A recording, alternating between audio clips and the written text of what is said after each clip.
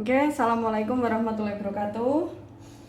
Untuk pembahasan kali ini kita akan membahas latihan soal persiapan PSTS IPA kelas 9 tahun 2025-2026 alias untuk besok pagi. Nah, langsung saja kita bahas soal-soal di sini. Ini ada 35 soal. Semuanya pilihan ganda. Ya. Oke. Langsung kita bahas dari nomor 1 ya, dilihat ya. Dari nomor 1 kita bahas atas dulu. Nomor 1. Nah, untuk definisi pertumbuhan dan perkembangan. Kemarin beliau sudah sampaikan bahwa materi untuk PSTS itu ada 2 bab. Yang pertama, pertumbuhan dan perkembangan pada manusia, hewan, dan tumbuhan. Yang kedua, tentang sistem sel syaraf, sistem reproduksi, dan homeostatis. Ya. Sekarang kita bahas yang nomor 1 dulu. Ini tentang pertumbuhan dan perkembangan.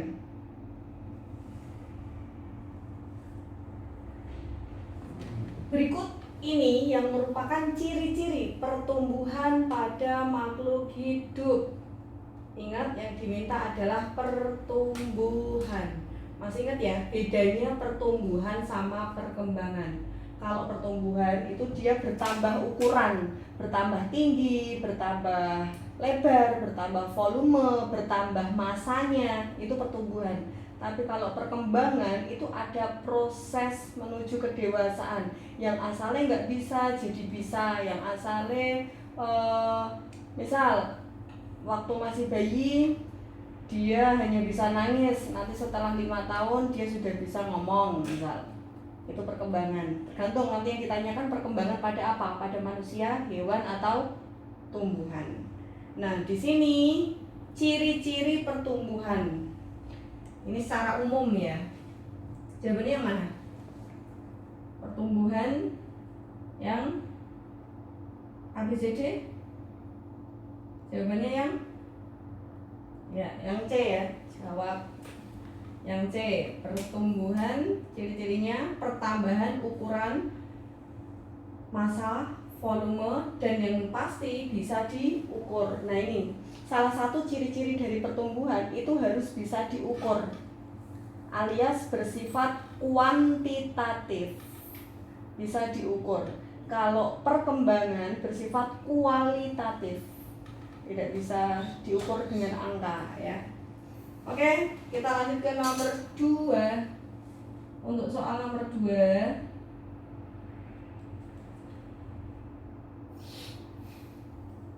Rina lahir sebagai bayi dengan berat 3 kg. Dalam 6 bulan pertama, berat badannya naik 2 kali lipat. Setelah usia 2 tahun, ia sudah bisa berjalan. Saat memasuki usia 7 tahun, Rina mulai bersekolah dasar dan kemampuan berbahasanya semakin berkembang. Ketika menginjak usia remaja, tubuhnya mengalami perubahan fisik yang signifikan, seperti bertambah tinggi dan mengalami menstruasi. Berdasarkan cerita Rina, tahapan pertumbuhan dan perkembangan manusia yang dialami Rina itu apa saja? Oke, di sini kita lihat jelas karena dia manusia ya, dia dimulai dari mana? Bayi. Karena ini sudah lahir. Kita bahasnya di sini posisi Rina sudah bayi, bukan masih di dalam perut. Kalau masih di dalam perut berarti mulainya dari janin, tapi karena dia sudah lahir berarti kita mulainya dari bayi ya. Jadi bayi, setelah bayi dia akan menjadi anak-anak pada usia 2 tahun tadi, terus dia mulai masuk ke 7 tahun dan selanjutnya berarti remaja. Jadi jawabannya yang A. Paham ya? Oke, lanjut sambil dijawab nggak apa-apa. Nomor 3, nah, budaya Indonesia dan pertumbuhan anak. Di beberapa daerah di Indonesia, anak yang menginjak usia balik dirayakan melalui upacara adat.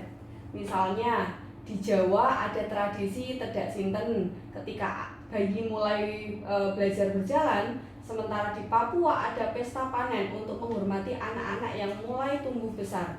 Tradisi tersebut menunjukkan bagaimana masyarakat menghargai setiap tahap pertumbuhan dan perkembangan anak.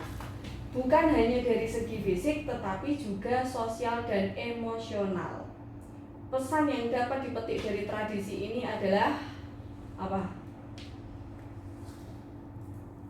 Apakah pertumbuhan hanya dinilai dari tinggi badan? Hanya tinggi tok? Iya, bukan ya. Perkembangan anak dihargai dalam budaya. Nah, kalau dilihat dari ceritanya, tadi kita kan membahas tentang budaya ya. Berarti jawabannya yang B. Oke.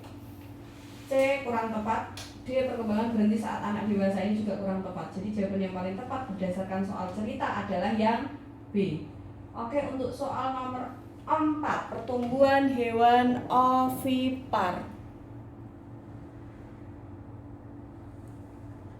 Seekor penyu betina bertelur di pantai berpasir. Telur-telur itu kemudian menetas setelah beberapa minggu dan keluarlah tukik yang langsung menuju laut. Pernah lihat? Ya. Pertumbuhan hewan ini jelas terlihat sejak masih dalam bentuk telur yang menetas di luar tubuh induk.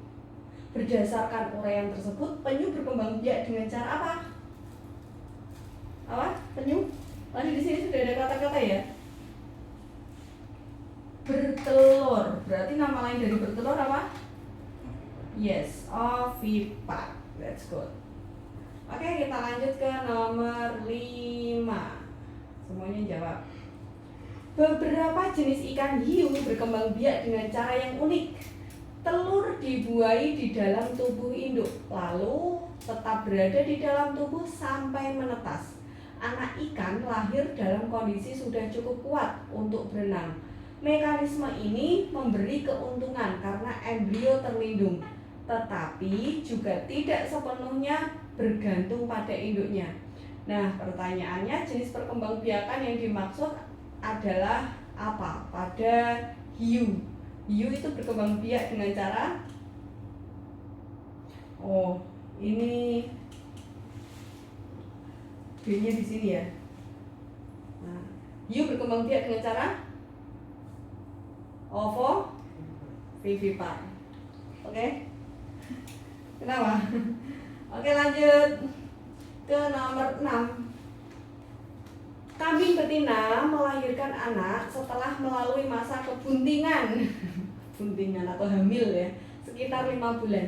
Selama berada dalam rahim, anak kambing memperoleh nutrisi dari induknya melalui plasenta sehingga bisa tumbuh sempurna sebelum dilahirkan. Perkembangbiakan kambing termasuk perkembangbiakan apa? Ya, vivipar alias beranak atau melahirkan ya. Lanjut ke nomor 7, metamorfosis sempurna dan metamorfosis tidak sempurna ya.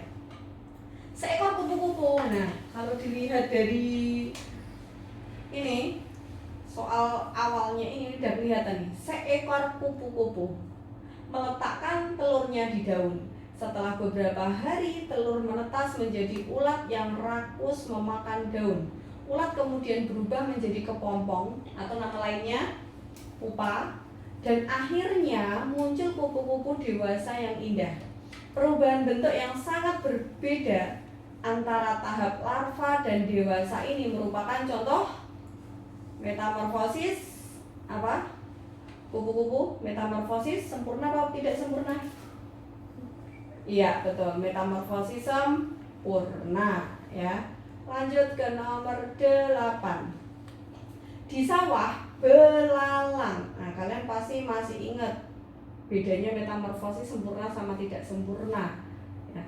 Nah, untuk soal nomor 8, di sawah belalang berkembang biak dengan bertelur. Telur menetas menjadi nimfa yang bentuknya mirip induk, hanya ukurannya lebih kecil dan tidak bersayap. Setelah beberapa kali berganti kulit, nimfa menjadi belalang dewasa. Karena tidak melalui fase pupa atau pompong, proses ini disebut metamorfosis apa ini? Tidak sempurna, betul ya. Jadi diingat-ingat, kalau kupu-kupu sempurna, kalau jenis belalang tidak sempurna. 9. Tanaman jagung yang ditanam di kebun menunjukkan batang yang semakin panjang setiap minggu. Pertumbuhan ini terjadi karena adanya pembelahan sel di jaringan meristem ujung batang. Inilah sebabnya tanaman bisa bertambah tinggi dari waktu ke waktu. Pertumbuhan yang terjadi pada tanaman jagung disebut, di sini ada kata kunci, pembelahan sel jaringan meristem di ujung batang. Itu termasuk apa? Kemarin pertumbuhan kan ada 2 ya pada tanaman, ada primer, ada sekunder. Kalau primer itu dia bertambah tinggi, bertambah ukurannya, bisa bertambah panjang, bertambah tinggi, itu pertumbuhan primer. Oke ya. Karena di sini ada kata-kata pertumbuhan ini terjadi karena adanya pembelahan sel di jaringan meristem ujung batang. Selanjutnya nomor 10. Nah, ini perbedaan pertumbuhan dan perkembangan pada tumbuhan. Untuk contoh soalnya, biji mangga ditanam di tanah. Setelah beberapa bulan, tumbuh menjadi pohon muda dengan batang yang semakin besar. Pada tahun-tahun berikutnya, pohon mulai berbunga dan menghasilkan buah. Ini nunggu beberapa tahun ini. Pertumbuhan pohon mangga ditunjukkan oleh pembesaran batang, sedangkan perkembangannya ditunjukkan oleh, ingat bedanya pertumbuhan dan perkembangan. Kalau pertumbuhan di sini ditunjukkan oleh pembesaran batang, yang awalnya dia hanya dari sebatang biji, terus tumbuh jadi ada batangnya, tumbuh kecil, terus batangnya itu semakin tinggi, maka dia juga akan semakin melebar. Itu pertumbuhan. Nah, untuk perkembangannya ditandai dengan apa? Setelah dia tumbuh besar, maka akan muncul ya bunga dan buah ya. Jadi muncul bunga dan buah. Kalau semakin tinggi ini pertumbuhan. Warna daun tidak ngaruh. Jadi jawaban yang tepat adalah yang C. Kita ke nomor 11. Faktor pertumbuhan tumbuhan. Ingat ya, di kelas kita sudah bahas bedanya faktor internal dan faktor eksternal. Faktor internal itu dari dalam tumbuhan itu sendiri, kalau eksternal itu dari luar. Kita lihat soalnya, permintaannya apa ini? Faktor yang paling berpengaruh pada kasus ini. Jadi kita harus baca kasusnya. Siswa menanam 2 pot kacang hijau. Pot pertama diletakkan di tempat terang dan disiram secara rutin setiap hari. Pot kedua diletakkan di tempat gelap dan hanya disiram 2 kali seminggu. Setelah 2 minggu, tanaman di pot pertama tumbuh lebih tinggi. Daunnya hijau segar, sementara tanaman di pot kedua tumbuh kerdil, pucat, dan beberapa layu. Dari hasil pengamatan ini terlihat jelas bahwa faktor lingkungan sangat mempengaruhi pertumbuhan. Nah, di sini ada kata-kata faktor lingkungan. Faktor yang paling berpengaruh pada kasus ini adalah, nah, di sini lingkungan yang dimaksud itu lingkungan apa gitu maksudnya. Alias faktor dari luar yang mana yang mempengaruhi. Kita lihat untuk optionnya, faktor dari luar. Yang pertama ada cahaya matahari, ada air. Ingat kan? Nah, berarti di sini untuk yang option A ini sudah tepat, ya. Jadi faktor luar yang paling berpengaruh adalah yang A. Nomor 12. Untuk gerak refleks ya. Masih ingat untuk sistem gerak? Sistem gerak ada 2, gerak refleks dan gerak sadar. Gerak refleks itu gerak yang tanpa kita sadari. Sedangkan gerak sadar itu gerakan yang kita sadari. Contoh, kita pegang HP, kita mengambil minuman, kita berjalan, kita makan, itu gerak sadar. Ya, tapi gerak refleks itu gerak yang spontan, yang tidak kita sadari. Contoh, kita bernapas, kita kedepkan mata, ya kan? Itu termasuk salah satu diantaranya dari gerak refleks. Kita lihat untuk soal nomor 12. Saat Andi berjalan tanpa alas kaki, ia menginjak paku yang tajam. Secara spontan itu nama lain dari refleks ya. Secara spontan kakinya segera ditarik tanpa harus berpikir panjang. Nah, kalian pasti langsung membayangkan, oh kayak gitu. Beberapa detik kemudian barulah Andi merasakan rasa sakit. Peristiwa ini menunjukkan adanya mekanisme tubuh yang bekerja cepat untuk melindungi diri. Gerakan spontan yang terjadi pada Andi disebut gerak, tadi sudah dibahas di awal. Gerak apa? Ya, gerak refleks. Kadang malah gini, misal kita nih para cewek ya, untuk cewek-cewek kita pakai jilbab, terus kita pakai jarum pentul untuk mengaitkan jilbabnya, terus tiba-tiba kita ketusuk. Padahal ya baru kena ujungnya tok, tapi kita udah teriak kita. Padahal kita belum sampai ketusuk itu, baru kena ujungnya tok, tapi kadang kita udah teriak aduh. Nah, itu termasuk gerak refleks. Jadi kita langsung menghindarkan tangan kita dari jarum itu refleks. Nah, bedanya gerak refleks sama gerak sadar apa? Kalau gerak refleks itu yang bekerja adalah sumsum tulang belakang. Kalau gerak sadar yang bekerja adalah otak. Oke ya, bedanya di situ. Jadi nanti kalau misalnya ada soal mintanya urutan dari gerak refleks atau gerak sadar, tinggal kamu lihat aja. Pokoknya setelah kemarin kan sudah ada ya, kita membahas 3 sistem syaraf. Ada saraf sensorik, ada saraf penghubung, sama saraf motorik. Jadi saraf sensorik dulu, penghubung, baru motorik. Penghubung itu konektor. Jadi saraf ada 3, sensorik, konektor, sama motorik.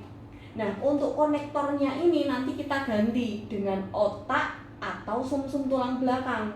Kalau bekerjanya gerak sadar berarti otak. Jadi saraf sensorik, otak, saraf motorik. Tapi kalau gerakannya refleks berarti saraf sensorik, sumsum tulang belakang, saraf motorik. Itu tahun kemarin keluar. Ya, kalau yang ditanyakan urutannya. Jadi kata kuncinya di 3 itu. Entah itu nanti ada kata-kata lain, ada efektor, ada gerakan. Itu nanti kata kuncinya di 3 tadi tok. Kita lihat ke soal berikutnya dulu. Seorang atlet mengalami cedera di bagian otak kecil akibat kecelakaan. Setelah diperiksa oleh dokter, diketahui ia sering kehilangan keseimbangan saat berjalan dan sulit mengatur koordinasi gerakan tubuhnya. Bagian otak yang mengalami kerusakan sehingga menimbulkan gejala tersebut adalah bagian otak yang mana ini? Tadi di atas sudah disebutkan ya. Bagian otak kecil, berarti jawabannya yang B. Oke, bagian otak kecil. Salah satu fungsi dari otak kecil itu untuk mengatur keseimbangan tubuh. Jadi kalau pas kita oleng, kita nggak fokus, kita kehilangan keseimbangan, itu berarti ada sesuatu di otak kecilnya. Gitu. Lanjut ke nomor 14. Untuk nomor 14 ini entah nanti berupa gambar atau berupa kata-kata tulisan, intinya kalian masih ingat ya bagian-bagian dari neuron atau sel saraf, yang mana waktu itu sudah kita bahas bagian-bagian sel saraf. Ada dendrit, badan sel, inti sel, akson, selebung mielin, sampai sinapsis, nodus ranvier juga. Nah, kita lihat untuk soal nomor 14 di sini. Neuron atau nama lain dari sel saraf memiliki struktur khas berupa badan sel, dendrit, dan akson. Dendrit berfungsi menerima rangsangan, kemudian diteruskan melalui badan sel ke akson, sehingga akhirnya sampai pada neuron lain atau sel saraf yang lain melalui sinapsis. Masih ingat ya prosesnya? Ini udah kita bahas ini di kelas. Struktur ini memastikan informasi dapat berjalan dengan cepat di dalam tubuh manusia. Pertanyaannya, bagian neuron atau bagian sel saraf yang berfungsi untuk menerima rangsangan dari luar itu siapa? Jawabannya apa? Yang bentuknya seperti akar itu kan? Jawabannya yang tepat adalah yang B, dendrit. Oke ya. Dendrit yang menerima rangsangan yang paling luar. Nah, sekarang kita lanjut ke alat indera atau ke organ indera. Organ indera itu kan ada 5. Kita nggak tahu nanti yang keluar mana. Bisa saja nanti yang keluar telinga, bisa saja mata. Yang seringnya sih 2 itu. Tapi kalaupun nanti keluar kulit atau hidung atau lidah, ya nggak masalah. Gitu. Yang sering keluar adalah mata, lidah, dan telinga yang sering keluar. Di sini ambil contoh untuk mata. Ketika mengiris bawang, Sinta merasa matanya perih hingga mengeluarkan air mata. Pernah merasakan itu? Ya, kalau Bulia sering. Jadi kalau lagi motong bawang sambil merem karena matanya pedes. Nah, hal ini disebabkan adanya senyawa kimia dari bawang yang mengenai kornea mata, lalu diterima oleh reseptor sensorik. Reseptor tersebut mengirimkan sinyal ke otak sehingga tubuh merespon dengan mengeluarkan air mata untuk melindungi mata. Tapi jangan sampai dikucek matanya. Habis pegang bawang karena matanya pedes terus dikucek. Bukannya sembuh malah gak bisa melek ya. Oke, pertanyaannya, indera yang berfungsi dalam peristiwa tersebut adalah, wah kalau pertanyaannya cuma kayak gini nih gampang sekali ya.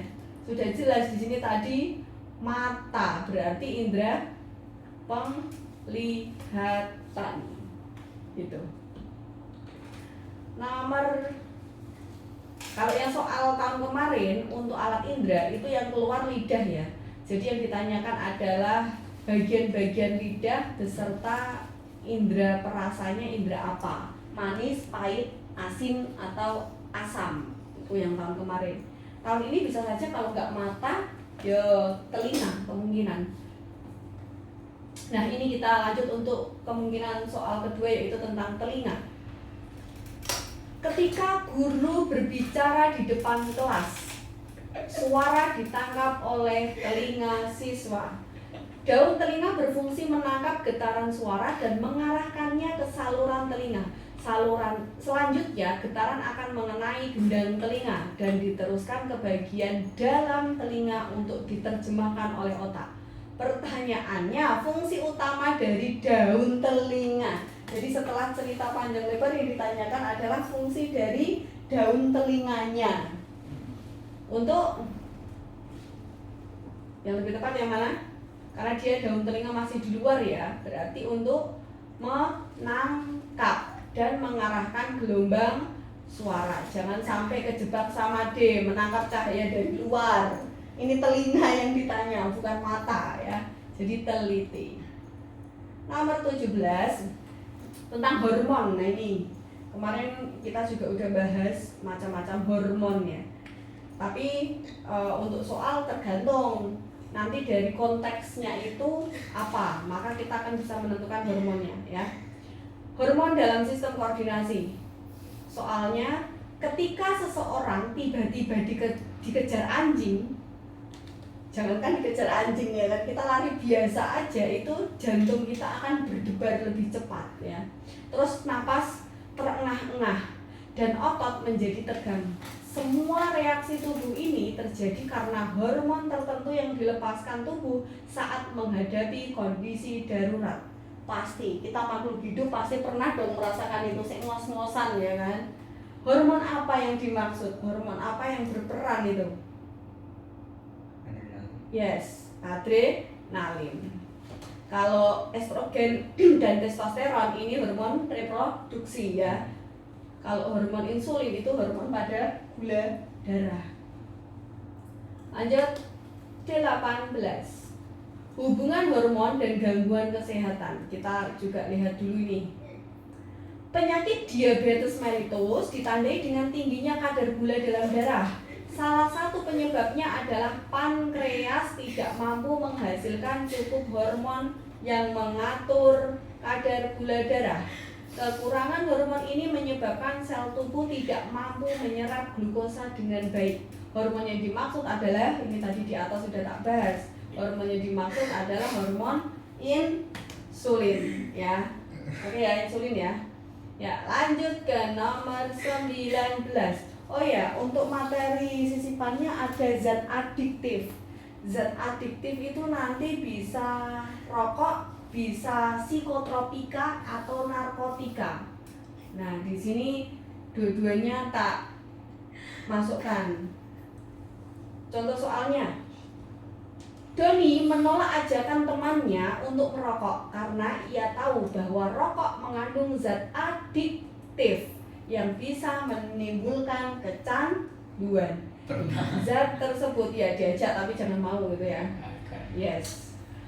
Zat tersebut merangsang sistem syaraf sehingga seseorang sulit berhenti merokok meskipun tahu dampaknya buruk.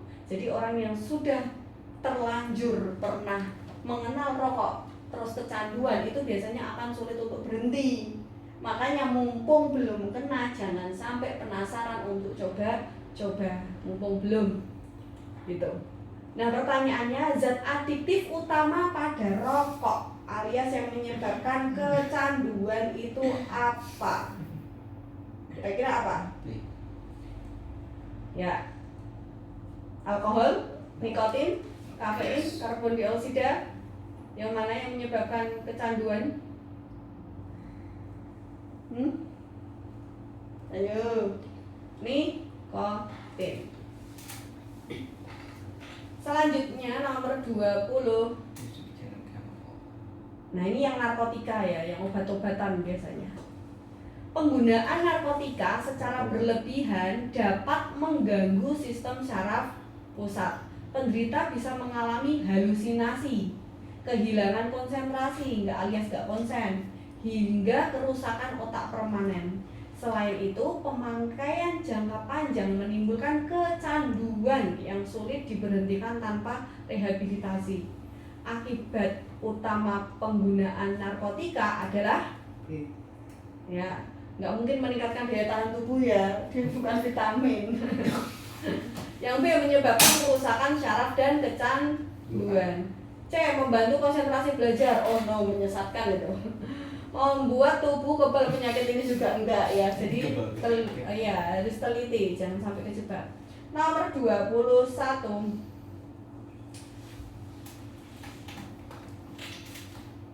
Pemerintah melalui BNN rutin melakukan penyuluhan di sekolah-sekolah. Program ini bertujuan memberikan pemahaman kepada siswa tentang bahaya narkoba, rokok, dan alkohol. Nah, ini sering ya dilakukan di sekolah-sekolah.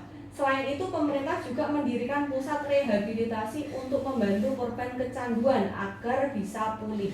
Kegiatan ini merupakan langkah nyata untuk mencegah generasi muda terjerumus ke dalam penyalahgunaan zat adiktif. Tujuan utama program tersebut adalah, kita lihat. Nah, kalau dilihat dari opsinya, jawaban yang tepat adalah nggak mungkin dong A, membiasakan remaja merokok dengan benar, nggak ada. Tidak ada dalam kamus merokok, cara yang merokok yang benar itu nggak ada. Semua merokok, nggak hanya rokok ya, termasuk vape juga, itu nggak ada yang benar, alias nggak baik ya. B, mencegah penyalahgunaan zat adiktif. C, meningkatkan daya tahan tubuh. No. D, mengurangi biaya kesehatan. Nah, lebih tepat yang B ya, mencegah penyalahgunaan zat adiktif. 22. Sistem reproduksi ini kita mulai. Cuman gini, kemungkinan nanti di soal PSTS besok ada gambar, bisa saja ada gambar, bisa saja enggak. Tapi kemungkinan kok ada gambar gitu. Tapi untuk soal kuliah ini kebetulan nggak pakai gambar ya, tapi dari cerita aja. Karena kadang itu gambar hanya sebagai ilustrasi, yang artinya tanpa gambar pun soal tetap bisa dijawab gitu.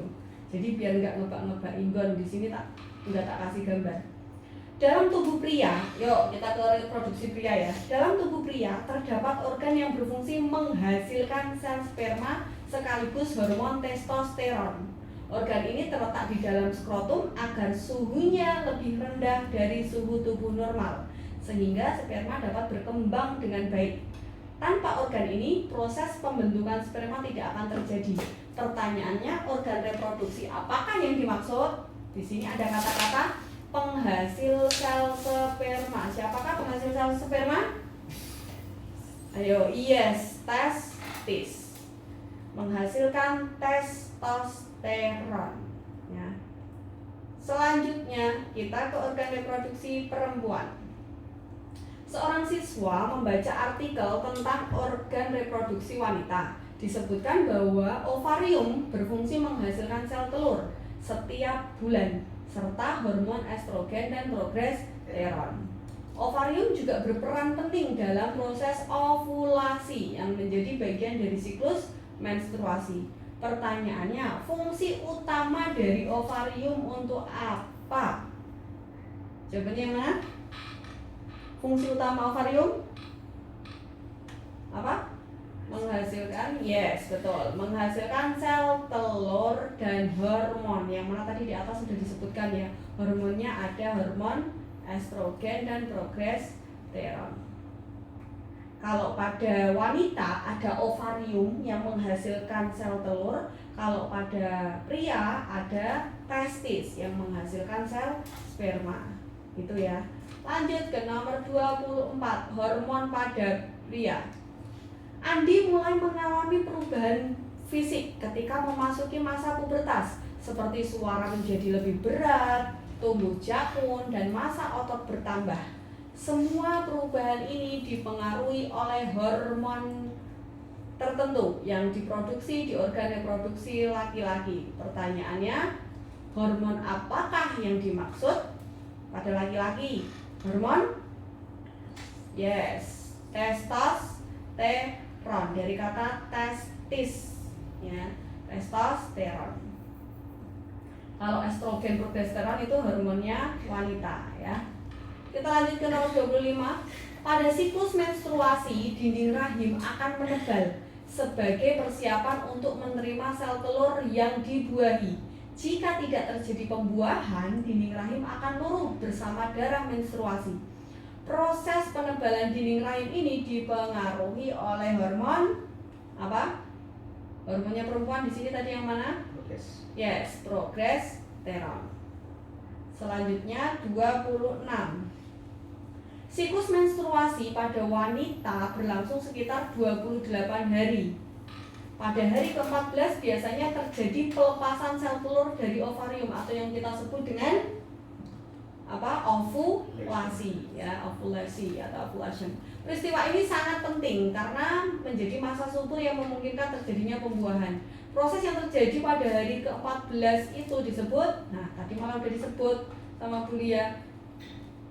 Siklusnya namanya apa? Ovulasi ya. Nah, kalau tahun kemarin ini keluar tapi berupa grafik. Kalau kalian sudah lihat video pembahasan Bulia yang sebelumnya, ini yang keluar adalah grafik menstruasi. Terus yang ditanyakan di grafik itu hormon apa yang berperan pada saat ovulasi. Nah, gitu tahun kemarin. Kalau yang ini prosesnya yang ditanyakan ya. 27. Hormon siklus menstruasi. Nah, ini tadi baru tak bahas. Bisa saja ini juga nanti yang keluar bentuknya grafik ya, grafik menstruasi ya. Dalam proses ovulasi, pelepasan sel telur dari ovarium dipicu oleh hormon tertentu yang diproduksi oleh kelenjar hipofisis. Jika hormon ini terganggu, maka siklus menstruasi wanita dapat menjadi tidak teratur.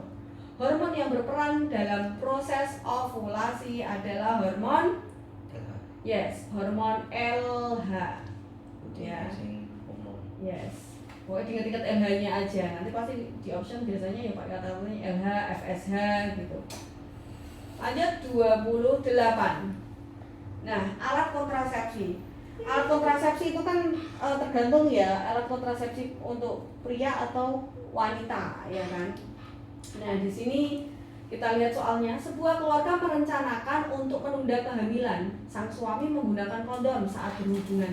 Selain mencegah masuknya sperma ke rahim, kondom juga memiliki fungsi lain, yaitu melindungi pasangan dari penyakit menular seksual. Penggunaan kondom sebagai alat kontrasepsi bertujuan untuk mencegah pembuahan dan penularan penyakit seksual. 29. Kontrasepsi hormonal. Nah, kontrasepsi hormonal itu berarti kontrasepsi yang berdasarkan faktor hormon. Salah satunya adalah pil KB atau KB-nya ya. Tapi dengan ada mengkonsumsi pil, ada juga yang pakai KB suntik. Di sini pil KB digunakan oleh wanita untuk mencegah kehamilan. Cara kerja pil ini adalah dengan mengandung hormon sintetis yang menghambat proses ovulasi sehingga sel telur tidak dilepaskan. Tanpa sel telur, pembuahan tidak akan terjadi meskipun ada sperma. Pil KB ini bekerja dengan cara apa?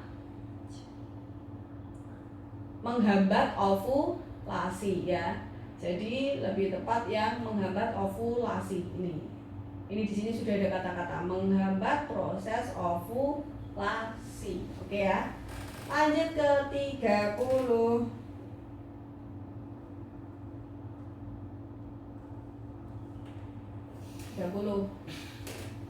Seorang remaja mengikuti seminar kesehatan reproduksi. Narasumber menjelaskan bahwa penyakit menular seksual dapat dicegah dengan perilaku hidup sehat, menjaga kebersihan organ reproduksi, dan setia pada pasangan.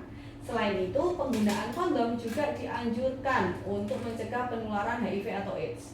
Cara paling tepat untuk mencegah penyakit menular seksual adalah, nah ini logikanya bisa semua ini harusnya.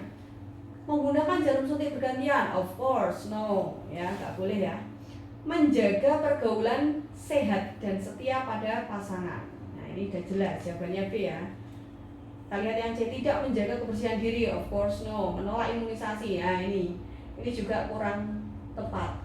Karena imunisasi itu salah satu cara supaya kita terhindar dari penyakit seksual. Tergantung jenis imunisasinya. 31. Pasangan suami istri telah menikah selama 3 tahun tetapi belum juga memiliki anak.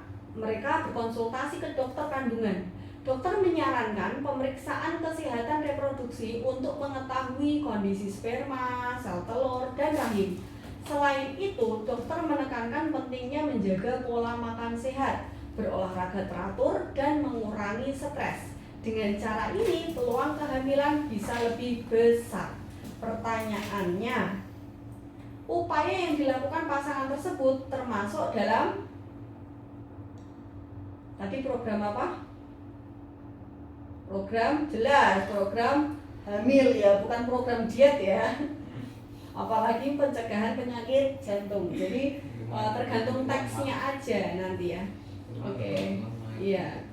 32 ini kita masuk ke homeostatis. Ketika Rani berlari di lapangan pada siang hari, tubuhnya terasa panas dan ia mulai berkeringat.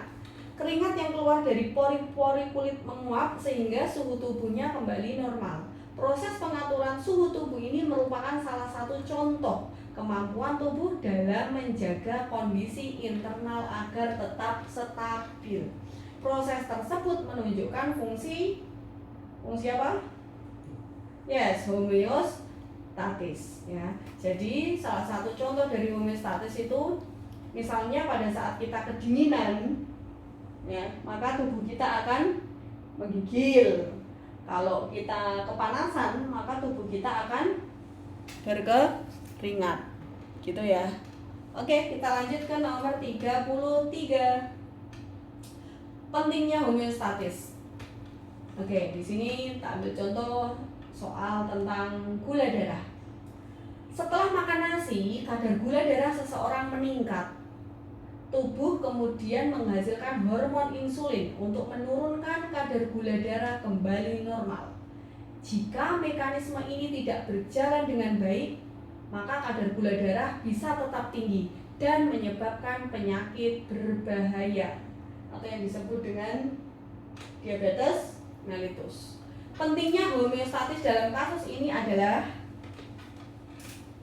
nah, di sini jawaban yang paling tepat adalah yang A, menjaga kondisi tubuh tetap stabil. Ingat-ingat, fungsi dari homeostatis itu menyetabilkan metabolisme tubuh supaya seimbang, baik itu yang contoh tadi berkeringat maupun yang gula darah, ya. Selanjutnya 34. Yuk, 2 soal lagi. Seorang pasien gagal ginjal harus menjalani cuci darah secara rutin. Hal ini karena ginjalnya tidak mampu mengatur kadar air, garam, dan zat sisa dalam darah. Tanpa bantuan mesin dialisis, racun akan menumpuk dalam tubuh dan membahayakan nyawa pasien. Gangguan yang dialami pasien tersebut menunjukkan adanya masalah pada sistem ekskresi. Ginjal itu sistem ekskresi, ya.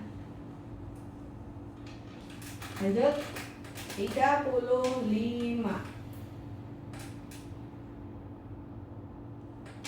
Homeostatis dan fisiologi manusia. Fisiologi itu fungsi organ tubuh manusia, ya.